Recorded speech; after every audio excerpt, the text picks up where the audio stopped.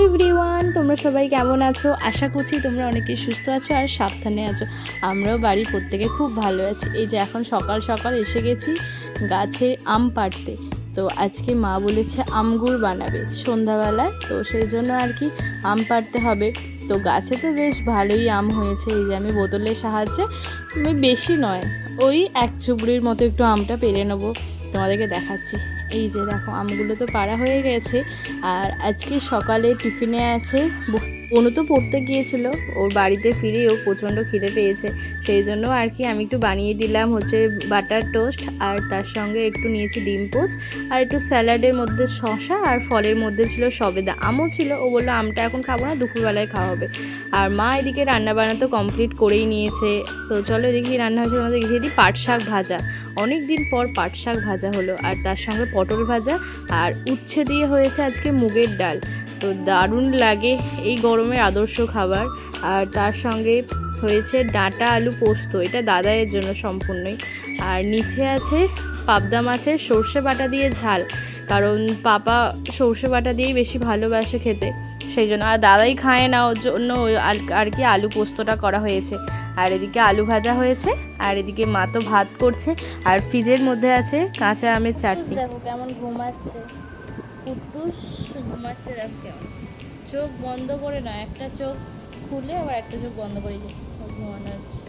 তুই উঠে পাওয়ার, এই দেখো এই দেখো এই দেখো এই দেখো, দুষ্টু শুরু হয়ে গেছে, ওর দুষ্টু শুরু। তো এখন তো আমাদের মানে পুজো আরে করতে নেই, বুঝতেই পারছো, শুভ অসুচ। কারণ আমাদের যে রাজেশ দাদার মেয়ে হয়েছে, অভিরূপের বোন হয়েছে, তো সেই জন্য তো এখন তো 9 দিনের মতো মানে ঠাকুর পুজোও করা যাবে না।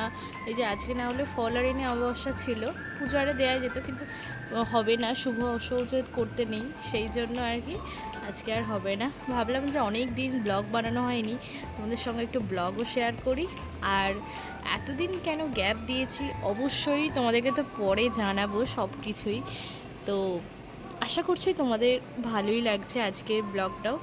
তো খুব ভালো ভালো ব্লগ আসতে চলেছে, তো যতদিন না সেটা কমপ্লিট হচ্ছে, ফুলফিল হচ্ছে, আমি ততদিন তো সেই সম্পর্কে কোনো টপিকই তোমাদের সঙ্গে কথা বলতে পারবো না।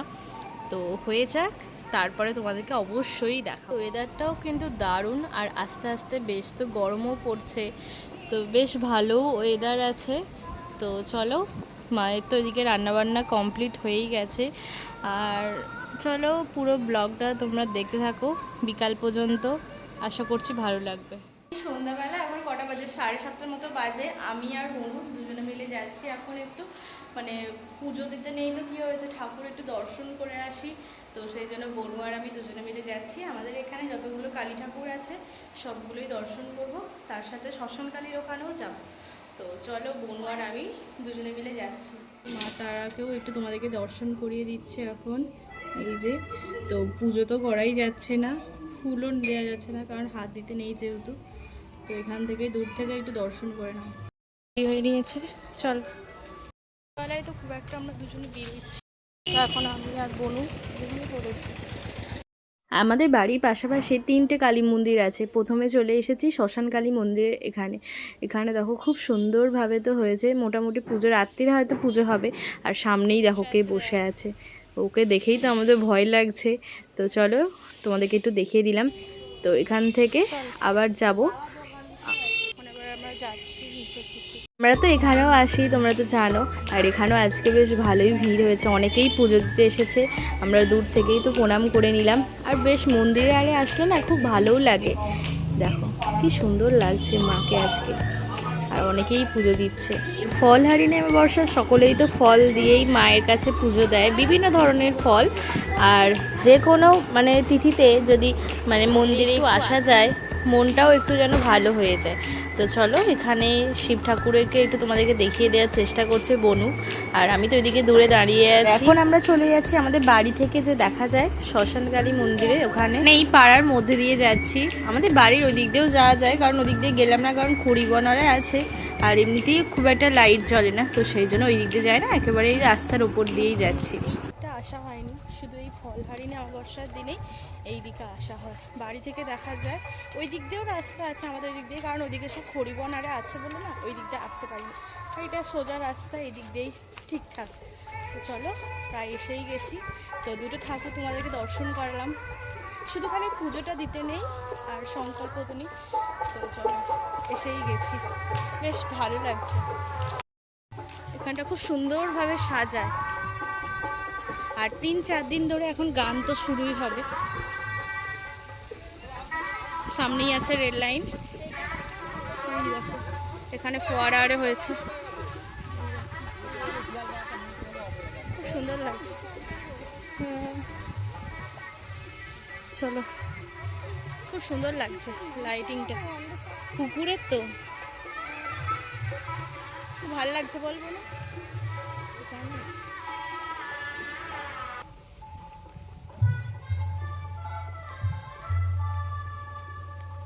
খুব সুন্দর লাইটিংয়ের জন্য আরও বেশি ভালো লাগছে। আজকে ফলহারিণী অমাবস্যা।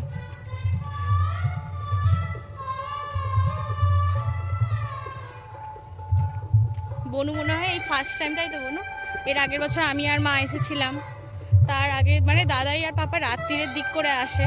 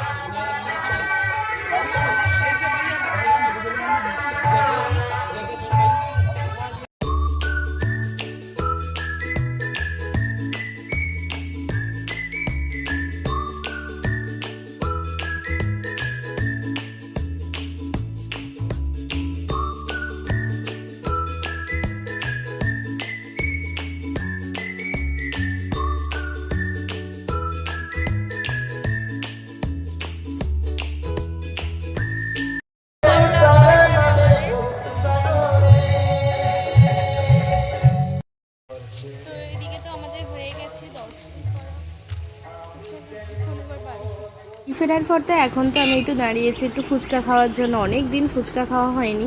তো এই আমাদের এখানে এই কাকুটা না খুব সুন্দর ফুচকা বানায়। অনুকে জিজ্ঞাসা করলাম, ও বললো যে না খাবো না, তুই ফুচকার পরিবর্তে আমাকে একটু আইসক্রিম খাওয়া আর মায়ের জন্য নিয়ে চল।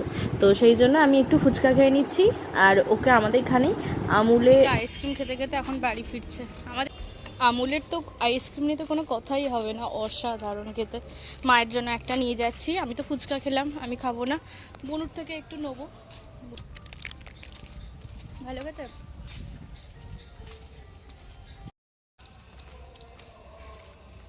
বাড়ি ফিরলাম, এখন এই 8:30টার মতো বাজে।